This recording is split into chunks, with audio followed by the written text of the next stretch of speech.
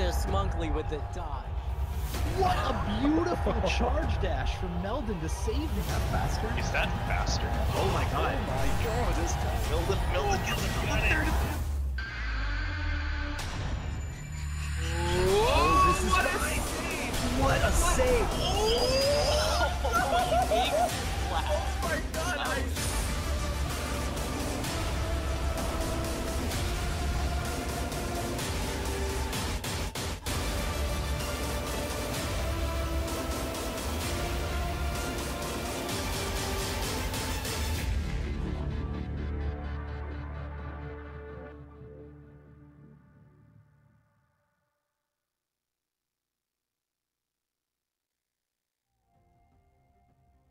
Welcome everybody. It's time to wrap up most of the remaining matches in the group stage of the Ori and the Blind Forest tournament. We're going to be finishing up the Spirit Caverns right now with a match between Cleanfel and Cereberon. On the mic today, I'm going to be Sigma, and I'm joined by Aiko. How's it going?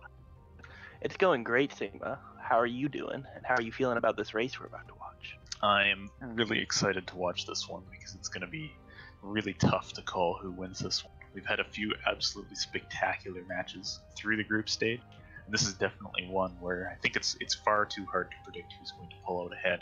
So I'm going to be keeping my eyes peeled. Any little advantage could be carried to the end by either one of these runners. See on the group standings sheet here that Cereberon does have a better race time, but Clean by about a minute. Clean's personal best has now surpassed Cereberon's, so it's really going to be hard to say who has the upper hand going into this race. I'm, looking forward to seeing how this goes, but either runner could win, and both runners are going to be looking to knock down that best race time to improve their seeding into the bracket stage. Yeah, I agree, and I think that especially given where these runners are at and how similar they are in some ways, we see they have the same input method. They've got very close PBs. They even take the same health cells. It's just definitely way too close to call or even have like a good grasp on what we're going to see out of this race. Yeah, that's for sure. So I'm kind of feeling that the way this is going to go, having watched these guys' races in the tournament, is that Clean is probably going to pull off to an early lead, and whether or not he's going to win is going to depend on whether he can hold that to the mid and late game, because I think Cereberon is going to be catching up furiously, and he won't let Clean stay ahead for long. But if Cereberon's able to have a pretty good early game, he's been a little bit shaky on the early parts of the run in his tournament races so far, but if he's able to keep it together and then not let Cleanfel get too far ahead, I think his late game is going to be really strong. He's going to pull things back, so I'm just really excited to see how this race shapes up, and we're going to be getting into it fairly shortly. Yeah, it's going to be exciting for sure, and early game leads can definitely feel really crushing. However, Cereberon is not going to be watching his opponent, so it's maybe not going to be as much pressure. However, Clean has informed us that he will be watching the restream, so he's going to know where Cereberon is and be able to compare that when trying to figure out what strats to take potentially. Yeah, I think Cereberon's actually playing on just one screen right now, which is his main motivation, of course, for not watching the restream, because he has no room for it. But I think it can be an advantage oftentimes to take a look at what your opponent's doing. Yeah, I think it's definitely a mindset thing. For a lot of people, it can help to watch for your opponent and like have that to compare. For other people, it can just be a source of stress, and they'll prefer to just focus on the race. Yeah.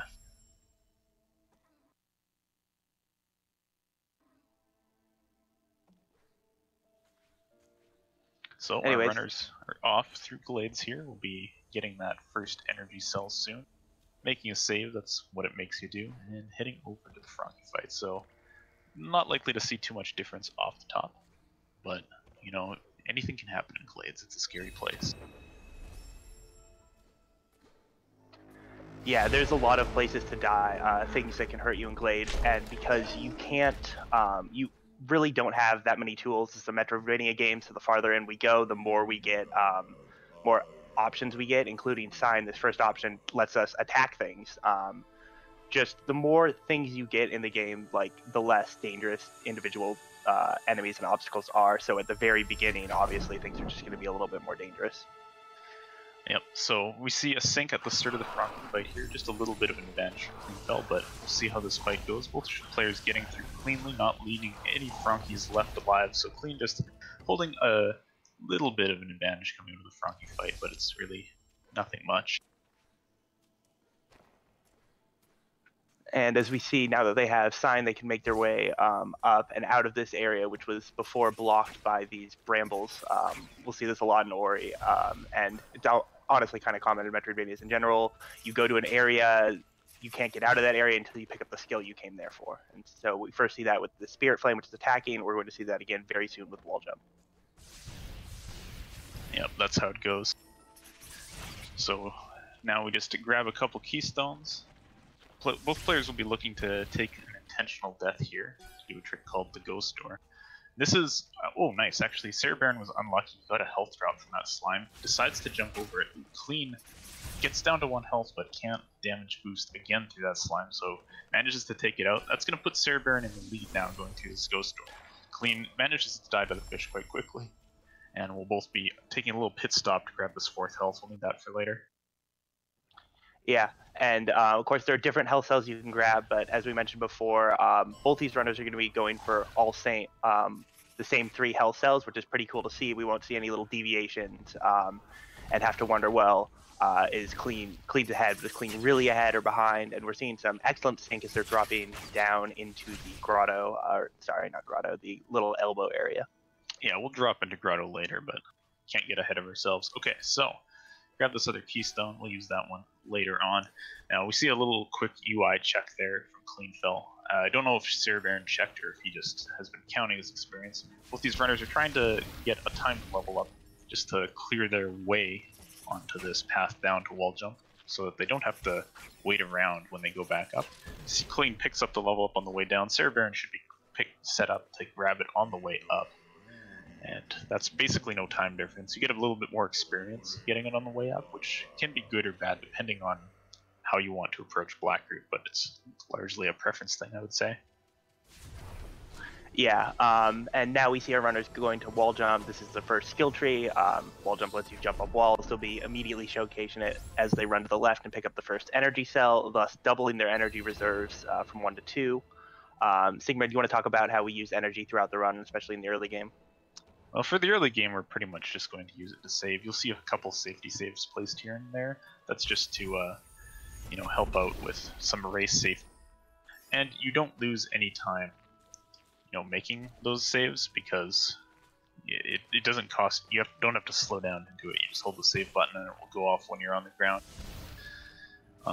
So that's all we'll be using it for now. There's a couple tricks and such later on, and late in the game, it becomes our primary movement technique is to burn some energy, but we won't see that just yet. It's quite a while until we get anything that can actually use energy in a useful way, so for the time being, we just collect it for later.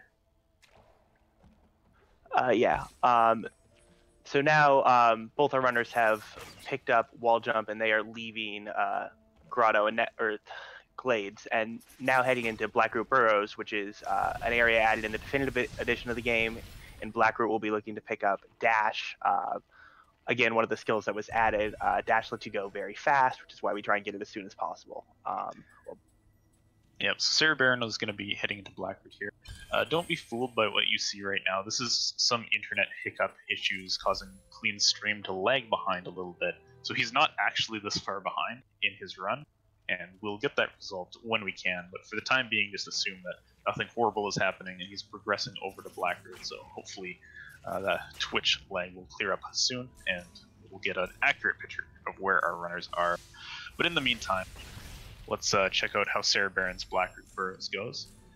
Intentionally grabbing the experience from that slime and places a save before he crosses this terrifying pit of spikes. You really just don't want to take any long deaths in Blackroot, and you have some extra time to play around with and still make a good cycle. Cereberon's movement has been good so far, and getting the first try jump up to this 100 experience orb means he'll be able to comfortably make the laser and platform cycles over on the right side of this main room. Yeah, very clean jump.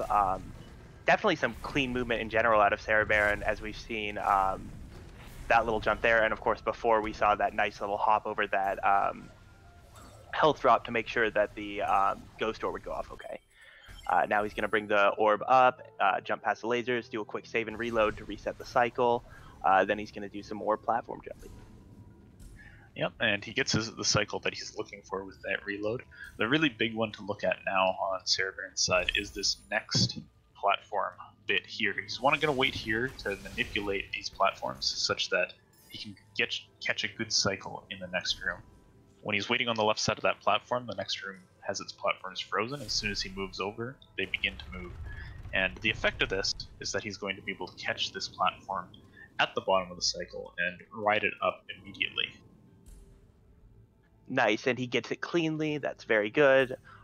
Missing that can be very costly. You just have to sit there waiting at the platform and just questioning your life choices. It can be very, very heartbreaking. But he gets it. He's going to drop the orb, leave it there, jump over the laser, and he's over safely and has finished the puzzle. Yep, so once again, I do just want to say, Cleanfel is most likely in Blackroot right now. We're just, we're stuck watching this because of some internet hiccups. But, you know, eventually I believe that this race will sync up again, or we're going to have a surprise finish, perhaps. The random dot done at 30 minutes. It's kind of good that Cereberon is not watching the restream, because he'd be terribly confused, I think, at this point. Oh yeah, for sure. I'm terribly confused and I know what's going on. Alright, so Cereberon is moving into the next trick. This is one of the reasons that we had to collect 2 energy immediately. We're going to sequence break our way out of Glades. We need to get out of Glades. We've had enough of it. Sick of Glades. Got to get out as fast as we can, so we're not going to do the left side of it. We're going to head over to the right instead, using a time to level up at a 4 energy door to open it while we only have 2 energy. To do that, we need this buddy who's being a little uncooperative. Got to tag him a few times, just poke him, make sure he's doing okay. He is, so now he's going to keep following Cereberon right in this happy little wondrous walk of pinatas. Yep. The funny thing about this here is the Frankie is able to just jump over those spikes with no issue. It jumps into the spikes and it's just like, yeah, I'm fine. And some spikes will hurt enemies, some spikes won't. It depends on the enemy, it depends on the spikes, and for some reason this guy's immune there, so Cereberon grabs his level up nice. Good job. He has to get through this next part though as well. It's kind of scary. But he's through the bad part now with enemies, just has to deal with a couple of these inanimate kind of spiky things on the walls, and then he'll be done. He gets his energy cell, he's able to save. He's dropping to Grotto now. Yeah, and because he didn't go for that very dangerous death glide trick, he once he gets past that Frankie, he's fine, and now he's dropping into Grotto. Sees Gumo, says hi, chases after him, and makes his way towards the Grotto cycle and doesn't quite get it. I don't know if Cereberon goes for that. It can be a very difficult trick. Yeah, I mean, he went for it there, but he didn't get it quite right, so he didn't manage to get that 8-second time save, but it's not easy, as you said, so he'll just have to wait an extra cycle on those pressures. Gets his health down to 1 once again here. This is to set up another ghost door. By putting the keys in the door, dying after having saved, he can get through a lot quicker without having to watch the door animation. And then he'll be on his way to double jump. So that pretty much wraps up the early game for Cereberon, and I gotta say, that was a oh my gosh, he nearly gets bodied by that Frankie there. It's a good early game. His past tournament races had a couple deaths and such, but that was a nice time to double jump, I think. So he's got to be feeling good about this position here that he has in this race. Yeah, he's definitely doing great. Oh, I saw that looks like 2 damage flashes in the blind movement, but he gets out of the water, does not get saved in there. That can be very tricky, but he's getting up, out. Now he's going to head up and out of Grotto after grabbing the energy cell and doing some precise jumping. Yep, so making some saves along here, like we kind of talked about earlier. You have tons of energy in the early game. We're collecting it for more quick movement later on, but for now all we can do is safety save, and the saves heal you, so you might as well use it. Cereberon, nice Grotto skip there. Cuts out doing the left side of Grotto with that precise jump, gets it on the first try, so that's nice to see. And we'll just see a couple sections of movement from Cereberon broken up by a couple save and reloads just to skip past some short cutscenes.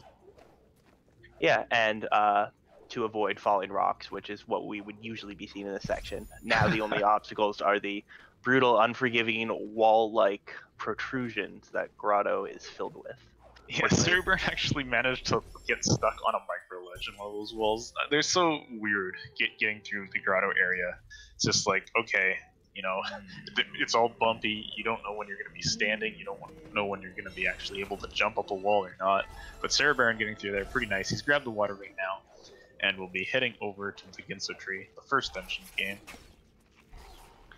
But if he has the water vein Sigma, then why did we just see Gumo with the water vein again right there?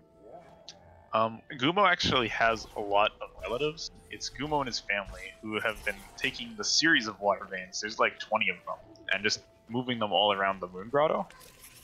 So, like some kind of ritual procession of water veins. All right, that makes a lot of sense. That's what happens. If you go into Moon Grotto the normal way, like you can see an extra one sitting just there. If you go into Moon Grotto the normal way, they you know, use some smoke and mirrors to make you think that there's only one Gumo, but there's actually a lot of other Gumon out there. The game wants you to think that they're extinct, but it's not true. Oh, so it's like in that tortoise and the hare thing where the tortoise wins by cheating and bringing along his like 9 other relatives. All right. Yeah, you just have your, you know, your lookalike wait at the finish line and you're good. Yeah, that makes a lot more sense than what like the whole like Gumo just getting confused and teleporting around, because come on, man, what is he doing? Is he duping water veins? That just never made any sense. I much prefer this explanation of Gumo and the Gumo lookalikes. Alright, so I gotta ask you a question here. If you can dupe water veins, do you think you could also dupe the Ginso tree and stack a couple on top of each other? I think that would be incredibly dangerous. The Ginso tree is already so huge that if some madman chopped it down, it would fall on Mount Horu and probably crush it. The Ginso tree is massive. If you stack them on top of each other, you would probably reach all the way to the sun. That's probably how geometry works. Oh man. So we could make a space elevator then. Oh, definitely. That could be incredibly powerful, but I'm not sure it would be stable, and I think that's the major problem. Like, the Ginso tree already like rocks back and forth, physics is a little weird, you enter, you throw a grenade at one of the platforms, you leave, everything is just destroyed beyond all recognition. I'm not sure we could survive multiple Ginso trees stacking on top of each other.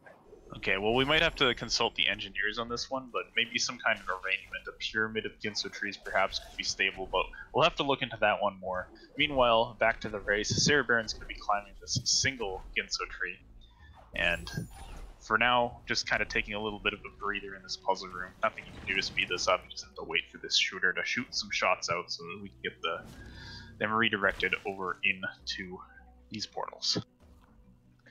Yeah, and the shooter will go a little bloop, and then he'll shove the elbow and it'll go bloop. And then he'll pull it in time for the second bloop. And he's through and on to the mini-boss. Yep, so ideally this mini-boss goes down in 4 cycles. That's nearly impossible to do. We've seen it once in the tournament so far. There's only a handful of people who've done it at all. Cereberon will probably be looking to get a 5 or 6 cycle. Everybody's pretty happy with that. And he's getting a decent number of shots off. That's the 4th cycle now, so maybe is a little behind optimal shooting, but definitely not going bad. But not taking damage, that's important. And nice, he gets it down there, so he'll be getting through that mini-boss. Running into the spikes intentionally there to set up another intentional death after this part. You know, just being able to die in 1 hit when he gets to the next door rather than taking 2. Yeah, it can definitely be nice to be running through the Ginso tree and be ready to die at any moment. I actually really like that experience. It keeps you on your toes. And Cereberon grabbing these last 2 keystones that, actually doesn't die there, which is pretty good. And he's going to be ready to do a ghost door and then pick up Bash. Yep, so he's grabbing this great movement skill. Double jump took us halfway up the Ginso tree, but it's difficult to get it any further without, you know, something with a bit more oomph. So as you can see, Bash sends you going flying, just horizontally, vertically, doesn't matter. You can go wherever you want, you just need something to grab onto you to throw in the other direction. Or he is super light, being just a leaf. So you get pretty far off of, you know, even these orbs of light that barely have any mass. I'm not sure if weight plays a factor, because if it does, how does Ori throw Frankies that far? Frankies look like they're really heavy. Actually, yeah, it's a common misconception. Frankies are incredibly light. Like, they're not dense at all. That's why they can jump so high. Oh, that actually makes a lot of sense. And I guess that means that the one bashable rock in Glades is inflatable, and that's why it's the only bashable one. Yeah, I think it's cardboard actually, but inflatable. Yeah, that could work too. That's why Maybe they don't let you inflatable take it cardboard. out of there. You'd be able to float in water with it, and that just wouldn't make any sense. Yeah, and you might take it in some of the spikier areas and it would pop. That would just be really bad, honestly. Alright, so now we see Cereberon has successfully duplicated his keys, and he's going to be moving at high speeds. Ah, no, he misses the hyperspeed, or didn't go for it actually, into the second mini-boss, the maybe least strategically optimal enemy of the game, because at this point, our only way of hurting it is with its own shots. In Ori and the Blind Forest, almost every enemy is incredibly weak to its own projectiles. This is no exception. So for this mini boss, you just sort of sit there, throw its own shot back at it 4 times. And now we're just going to teleport out of Ginsu. Not even going to get to see the top. Check out our potential space elevator anchoring points. Yeah, we won't know if that Ginso tree dupe worked and if it keeps going up, because we're just going to leave. It would be pretty dangerous to go up that high anyways. I don't think Ori can breathe in the upper atmosphere as well. And we need some oxygen to do photosynthesis, so it's better to stay down, at altitudes that we're more used to. So Cereberon is going to be going through the lower path to swamp instead of the upper path so that Ori can continue to live. And we'll be trying to use this very light frog, which we can toss huge distances despite the fact that we're a leaf. And he'll help us out getting us into swamp here. Alright, he's got the first part in. Now he's just got to do this setup, throw the projectile down, then up, then down, then up, and he's through. Oh, and I'm getting a slight correction from the truck. It looks like for photosynthesis you need carbon dioxide and not oxygen. However, that still reduces density in the upper atmosphere, so good point, Sigma. Yeah, sorry, I mixed up my my compounds there. I'll have to study up after this. Well, looks like so Cereberon's still making his way up to Stomp. It's been a really good run for Cereberon so far. I think no really major mistakes whatsoever. Fortunately, we can't comment too much on Cleanfel because of the internet issues, but hopefully, this will recover at some point. In the meantime, we'll just kind of watch this run. I do believe that Cereberon is ahead overall in this race based on the timers we've seen when Clean's stream unpauses, but the internet is not agreeing too well for now.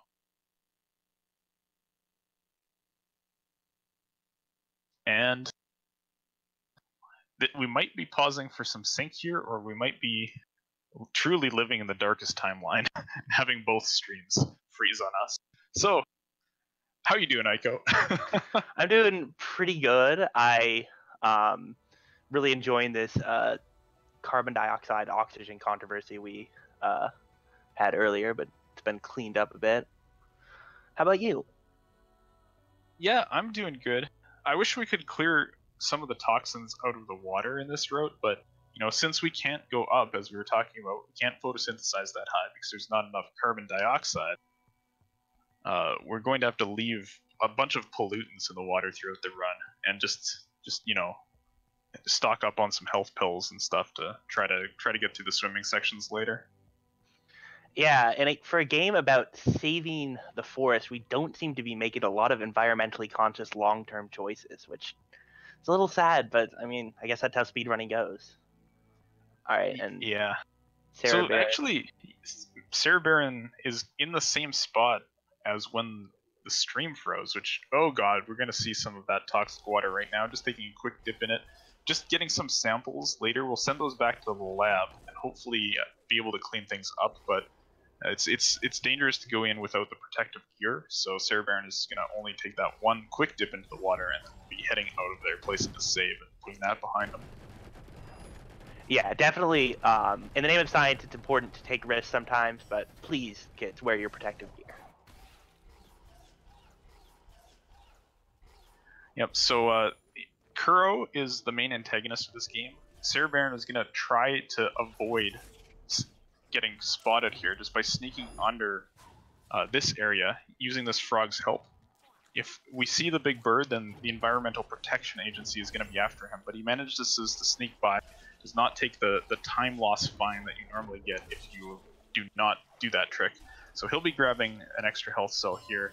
He's had enough of this toxic water and just wants to be, making sure that his life force is strong.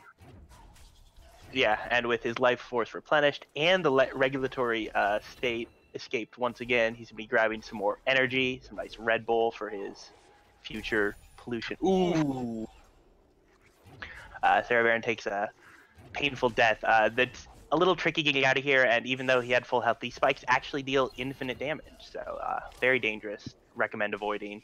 Even worse than spooky poison water. Yeah, even if you have a hazmat suit, you can't deal with physical impact. And the spikes proving once again that they're more dangerous than the poison water that's throughout the game. But Cereberon, he has a good safety save, so he's not lost too much time on these 2 deaths. Won't be too happy about it, but he manages to get out this time with some help from his spider friend there. And then we'll be proceeding on towards Charge Flame very shortly. Yeah, and Charge Flame skill we normally, or you're supposed to get 3rd in the game. We get it 7th because we're hipsters, don't like Charge Flame. We feel like it's overplayed in society.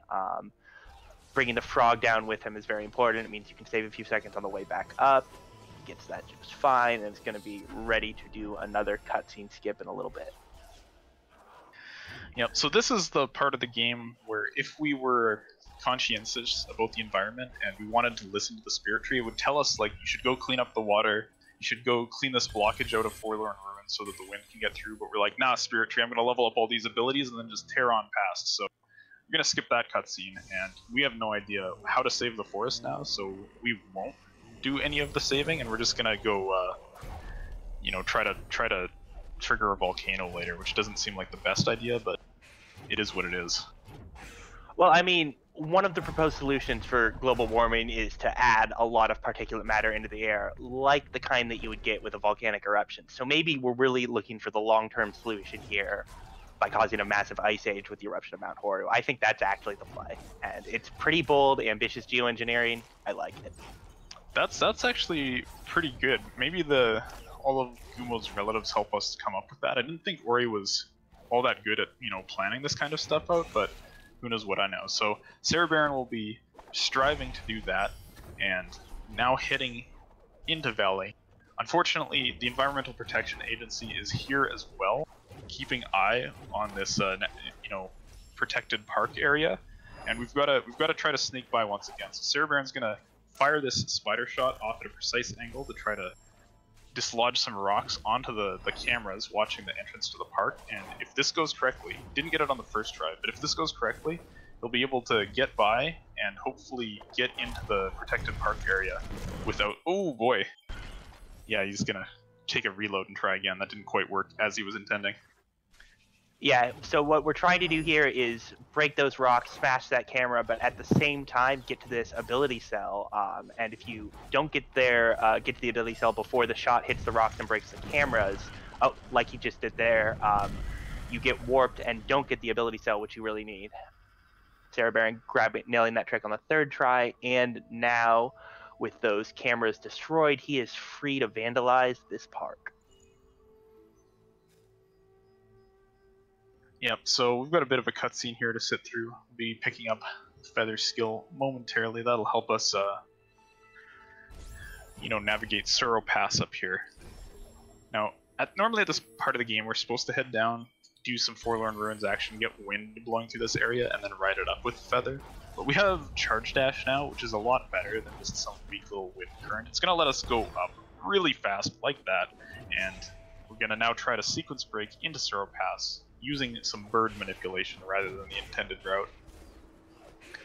Yeah, a lot of people like to call this trick Sorrow Bash, but I much prefer the name, oh my god, birds, please, just don't hit the spikes, oh god, please, please. Yes, and he gets it. First try Sorrow Bash, or the thing I just said.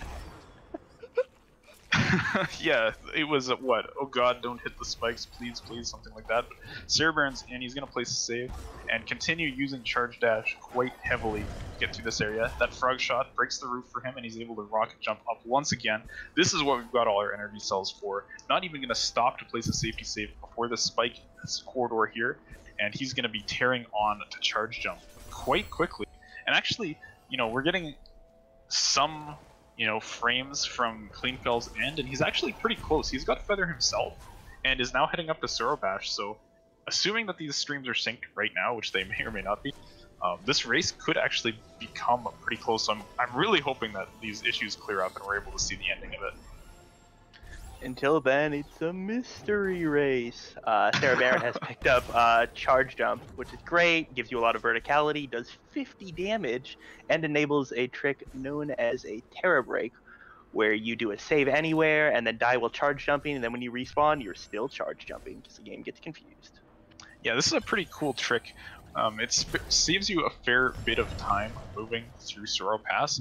As you can see, Cereberon now just floating directly up to the top. There's supposed to be these entire loopy left sides to this area, which you have to go through, but we just skip them completely. We get to go straight up. It's a lot faster, and keeping the save anywhere as well for double purpose. It lets us skip the Sunstone cutscene up here, which is a really long cutscene where we see one of the Gumos resurrect one of the other characters who we've never met, and we don't like zombies running around, so we're gonna skip that cutscene and not look at that spooky stuff.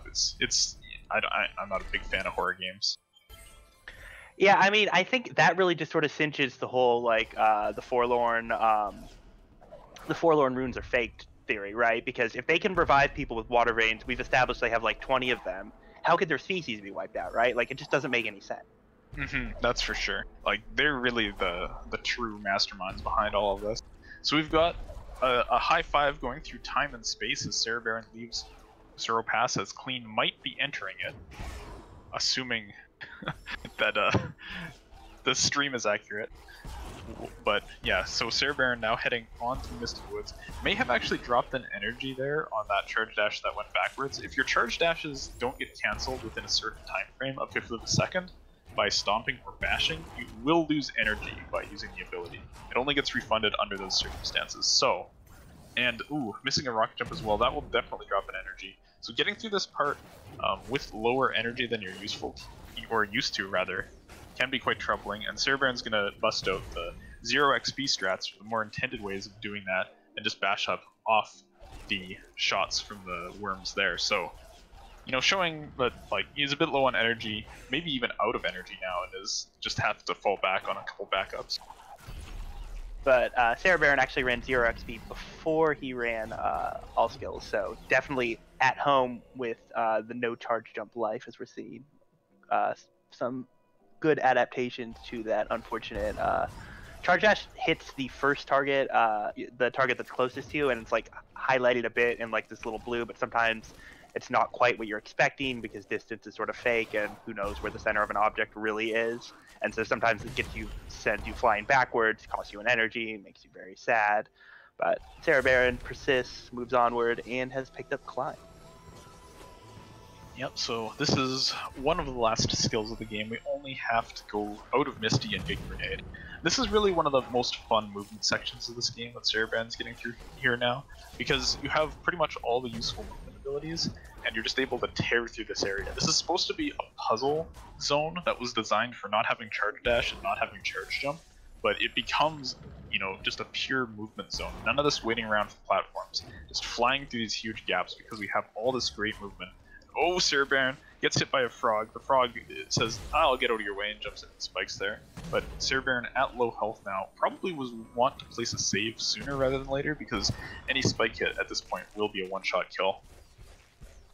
Yeah, hopefully. Ooh, he's toggling the glide, getting a little swag in there. Still hasn't saved. Oh, come on. Dodges the first one, stomps through and down, and he's moving towards that fourth keystone, which is where I see a lot of people taking saves, so hopefully we'll see that here too. Yeah, and he does opt to drop a save there. That's a pretty common point because this next section is terrifying. You have to do a couple of rocket jumps and messes that one up just a little bit. And will end up getting some value out of that save. So he wants to, rocket jump up like that into the top of this area and then head straight up through this spooky spiky corridor and onto the Misty mini-boss. Yeah, and there are a lot of ways we can deal with this mini-boss, but almost all of them revolve around the fact that we have charge jump and we shouldn't, and charge jump does 50 damage. So, using that and all the other abilities that are disable, we can just sort of melt the mini-boss. You saw that one just disappear like it was nothing, and that one did not. and takes a little bit longer, but eventually falls to similar tools. And Cereberon gets that nice timed level up that's still routed, not out of necessity, but it is really nice to get that health and refill for leaving Misty, which is what we're about to see. Yep, so we'll just be charge dashing on out of here. He has full energy to do this next part. You know, as you can see, using some uncancelled charge dashes to bridge the gaps between these enemies here from time to time, because we're once again going to get energy back when we get to the light grenade tree. So pretty much this is what all the energy routing comes down to in Ori, is where you want to intentionally burn energy and where you want to save it on your charge dashes in the late game. So Cereberon's going to be teleporting back to the start of the game now to go into Blackroot once again, grab the light grenade skill, and then he'll be racing off to finish. Alright, but Sigma, what can you tell us about the environmental impact of light grenade? Well, actually, light grenade is a lot better for the environment than charge flame, because the residue left behind by light grenade explosions is biodegradable, whereas every time you do a charge flame, you actually leave behind a small shell, which, like plastic, clogs up drains, and that's why Swamp is the way it is, with all the water clogged up. So now that we have light grenade, we'll be able to, you know, please the Environmental Protection Agency a little bit more. We're gonna head over to the final escape area where the agent who's been after us, Kuro, is waiting, and hopefully she'll accept, you know, our condolences for the fact that we did not clean up Swamp yet. But we'll have to see how it goes. Yeah, usually I feel like when I head to the EPA office up at Mount Horu and I show them that I got light grenade, just like, oh yeah, it's fine, just go on through. But you know, sometimes Kuro's in a bad mood and everything explodes and you have to run and you die. But you know, that's just sort of how it goes when you're a Leaf and looking for long-term solutions to global warming at the expense of the swamp and also maybe some cute little birds. Yep, so Cereberon tearing out of light grenade now, gets some nice laser cycles, and we'll just be charge jumping up here over to this boulder escape, repositioning this rock behind him so that the, you know, arrangement of this room here is more suitable. He'll bring a couch in there later and chill, but for the time being, we've got better things to do. We've got to finish this speed run. So let's go over to Mount Horu. Yeah, and unfortunately, Ori adding again to his environmental crimes there. That boulder trigger, that looked a lot like some erosion caused by unlicensed hiking off trail. However, Ori doesn't care. That's all for suckers. We're gonna go straight to the EPA and show them that we have this incredible light grenade, and everything's gonna be fine. Yep. New revolutionary technology. So Cereberon did take a little bit of damage moving up here, so has to be somewhat careful. Some of this stuff will cause him to die instantly in one hit.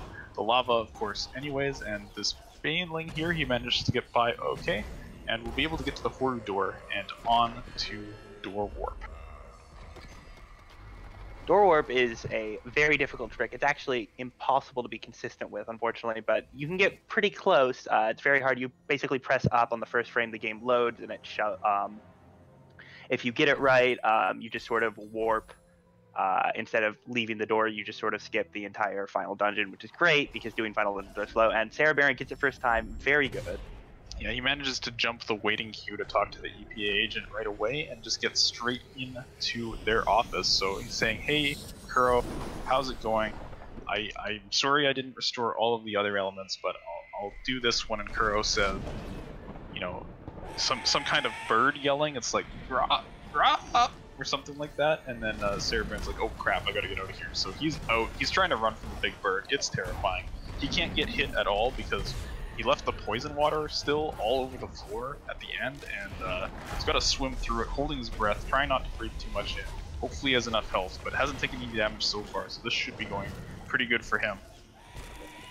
Yeah, and we'll see him dipping in the water, and he takes 1 damage a second here, so that's 2, 3, 4, and he is out safely. That's very good. Now that he's gotten out of that poison water spill he did before, all he has to do is one final jump, show Kuro that light burst or light grenade is environmentally friendly, and he'll do that by slamming his head against the ceiling, because there's no real way to show that you're sorry for your environmental crimes than running face first into the ceiling at high speeds. And nice job from Cereberon pulling off that grenade jump at the end. Not an easy trick at all. Let's watch it again on that replay in the bottom corner. Nails it. This is going to skip half of the final cutscene because we have no time to watch cutscenes. and we now get to see the bird beat us up a little bit, and then Zombie Naru come over and say some words. But that wraps up the speed run. I'm sure that story was very comprehensible. Glad you all enjoyed. Glad you all stuck around to watch. But seriously, play Ori on your own because the story is really good. Nothing at all about like what we were talking about during this game. Wait, really? No orbital elevators? Dang, I'd love to use some orbital elevators. Maybe in the Will of the Wisps we can see some of that. Yeah, I kind of got that feel, you know, that like late space techno fantasy vibe from that trailer we saw. Yeah, definitely. They certainly went away from this nature theme and into pure sci-fi with that. So Cereberon's official final time for this race coming in at a 36:24. GG Cereberon.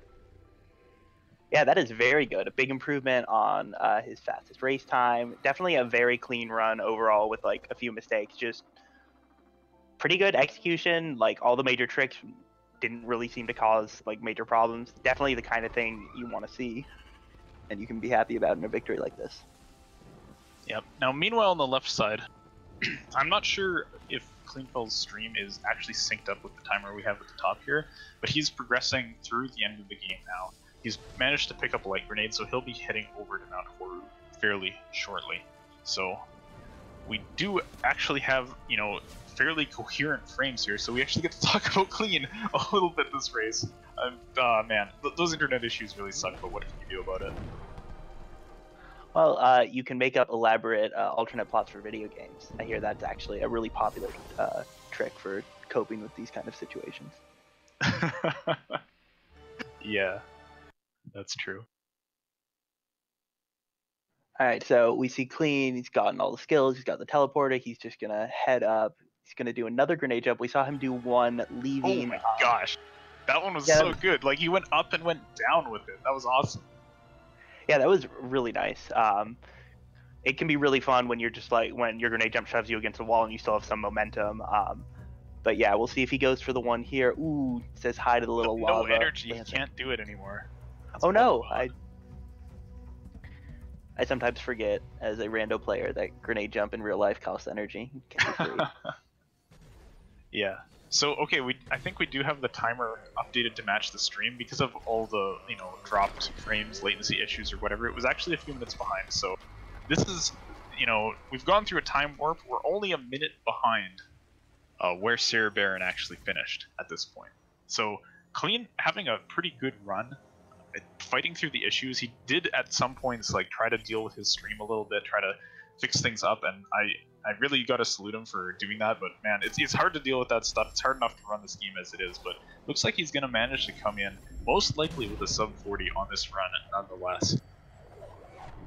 Yeah, unfortunate that those issues cropped up, but definitely impressive playing through despite it. Clean takes a quick death after door warp, but it's fine. It auto saves. He also presents his offering to the EPA in front of Kuro's incredibly aesthetic snow globe seat perch thing.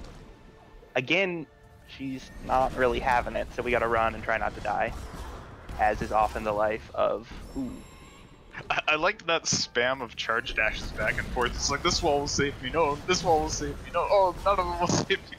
So Clean now heading to the escape. Actually, I think he dropped one more energy than he wanted to in that first room. Should still be able to manage this, but he has to preserve at least half of an energy for the final grenade jump if he wants to pull that off. So we'll see how he opts to go through here. Okay, is going to charge flame it, so only has one attempt, one possible thrown grenade on the final grenade jump. But Clean is pretty solid on grenade jumps overall, so I think he says, I only need one try, I'll get it for sure. Yeah, I mean, we've seen him do two so far and had no trouble with either of them. All right, oh god, the swim, no! A little bit of bonk here and there, and then the water proving too toxic for this little leap to survive. So we'll take another try at it. Hopefully more energy will be preserved this time, but okay, it takes a hit from the falling boulder and immediately dunks himself into the lava because he cannot make that swim with 4 health. And there's no point in trying. Just take the start again at the start of the escape and go for it another time. You know, for a government office, this place is really unsafe. Do you think we should call OSHA or something? Maybe like workplace compliance standards? Because this just doesn't seem safe, honestly. It really isn't. I mean, those tree branches are not secured at all. They could collapse easily, never mind the fact that they're on fire. Like, that fire causing Cleanfel to take a hit before falling into the water. I don't know why Kuro's so mad at us for not cleaning up the water. There's clearly more problems here going on with the lava and burning everywhere. So, yeah, they really gotta take a look at this. We gotta sort this out for next time. Yeah, I mean, I think it's just typical overreaching government oversight. Like, they're mad at you for the swamp problems, but they can't keep the fire out of their office, which I guess we also technically caused, but let's not really go looking to point fingers here. Yeah, I mean, maybe some of the problem is we never restored the water, so if we did have clean water, we might have something to extinguish all of this with, perhaps? But I'm not sure how well pouring water on streams of open lava works. I'm not I'm not an environmental engineer myself, so I'm not qualified to really give an opinion on this matter. Well, actually, I think the main problem is that, like, if you do that, usually the water is going to vaporize instantly, but the main problem here is then we'd either have, like, a toxic gas or a toxic residue. Ooh, that fire, really giving Clean a bit of trouble. Like, smoking him out, perhaps. Yeah, that's rough, and taking a moment to compose himself before this attempt through the escape, so I may have jinxed that sub 40. This final escape is not easy by any means, and it can really get you, as we're seeing here. Like, you know, it's easy to die because any single hit means you're going to have to restart the escape so that you'll have full health for that final swim. Yeah, any of these, like, long escapes that I guess we really only do this one anymore because you have to start back in the beginning and they're just so filled with danger. They can just be very difficult, and if you miss it the first time or the first couple times, it can just get really frustrating. Something that anyone who's played Ori casually, I'm sure, can understand. Because, oh my god. But he's through the water and now up to this final grenade jump, and he's got 3 energy, so 6 attempts worth. 5 attempts worth. Alright, second try, and he... Oh, what? Oh, he got robbed! Okay, so that doesn't soft lock. That's, Huh, I don't know. I've never actually seen that before. I think his position was a bit too low, and sometimes you'll get the soft lock from a weird bounce on that branch, but hitting a different part of that branch caused him to fall just directly into the normal part of the cutscene, rather than, getting the full proper grenade jump. So the side effect is we'll just have to watch more of this final cutscene, but Clean is effectively done at this point. All he has to do is hold right for about a minute, and then the game will wrap up, and we'll go back to the drawing board on how to fix up Mount Horu and clean up the waters of Nibel and all that good stuff. And reach space, other important problems to solve. Yeah, the budget stretched pretty thin, but we try to do what we can. All right, and it looks like Cereberon is going to be joining us for an interview. Yep, we'll just let Cleanfel's stream finish up. Of course, he's already done in real time. We're watching something 2 minutes in the past, pretty much. But we'll get his final time in shortly, and then we'll chat with our victor, Cereberon, for a little bit. There we see that plucky zombie, Naru. That's why Naru's walking animation just seems a little bubbly and unnatural. It's because the zombie doesn't have, like, incredible control over the body. Yeah. Of course, the water vein creates water zombies, which work by animating the water within the body, and so it works very well on Naru, who is big and plump and full of juicy liquids. I regret that sentence immediately. I liked it. It was fairly eloquent. So, Clean coming in with a final time of 43:15. I don't think quite representative of Clean's skill there. The final escape was sort of a mess. I think maybe having some mouse issues from what I hear in the SRL chat, but a good run nonetheless, fighting through the stream issues and whatever to put on the best show he could. So GG to Clean, and I'm gonna drag our runners in here shortly. Let's check that their audio is ready, and then we will chat with them a little bit. Yeah, having technical issues, and especially mouse issues or just input issues in general, can be really frustrating. So props to Cleanfel for powering through and getting his run finish in.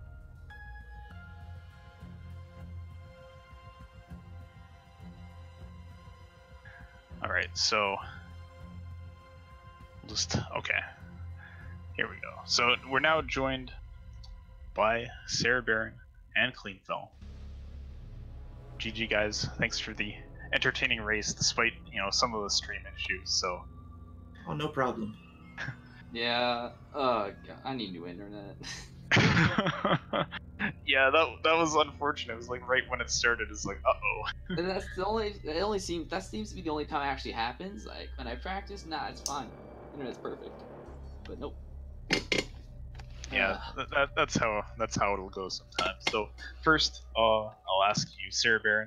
You came in with a nice time of 36:24 in that race, bopping your best race time by a little bit here. So I want to ask, are you happy with that time? Are you shooting for a 35, or is that your goal for the groups here?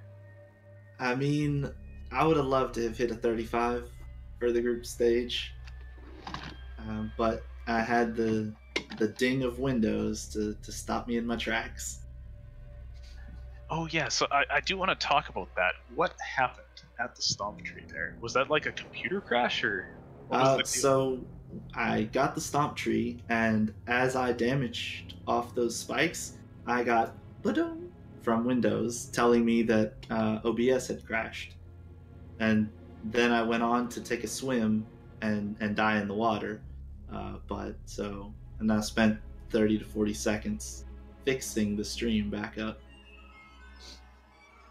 Oh no. man. Yeah, so that's what it was, because we lost the stream. We're like, okay, well, we'll catch up when that comes back up, and then it came back, and you were back at Stomp again. I was like, oh no, what's been happening? Yeah, when curse. When the stream crashes, it loses the game, so I have to reset the game too. It's terrible. Oh That man. is pretty brutal. Did Hydra touch this run? We seem to be plagued by technical issues. I've been told we're supposed to blame Hydra in these circumstances. Yeah, I think it's his fault. I wanted to say, Clean, you did a good job, playing Thank you. through despite all those issues, but like, I think you were trying to fix your stream half the time and play half the time. Oh man. It wasn't fun because I could see my OBS. It was just in the red. It was just all red. I'm like, okay, that's a problem. Yeah, definitely can get to you when you're seeing like, oh no, my stream's not working, and it's just like another thing that's just running through your mind. But then I have a totally new issue now. Because it started, I think it looked good playing the Horu, and then all of a sudden, my mouse inputs just didn't do anything.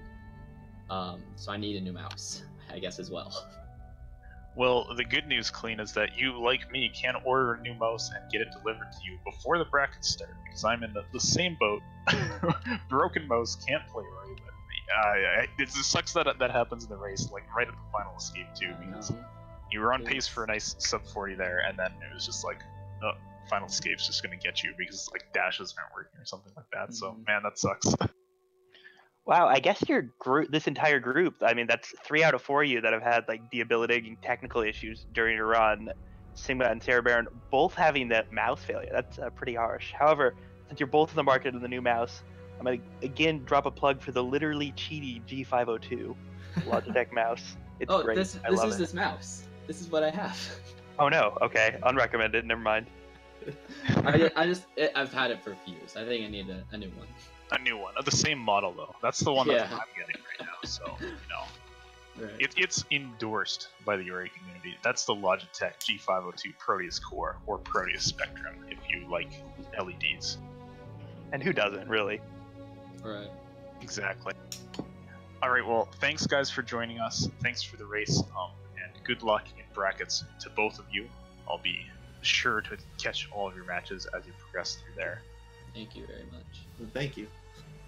We're going to go to a brief intermission here, and then we'll be back with more Ori. Don't go anywhere because it's going to be Cheese versus Monkley, the most anticipated match of the year.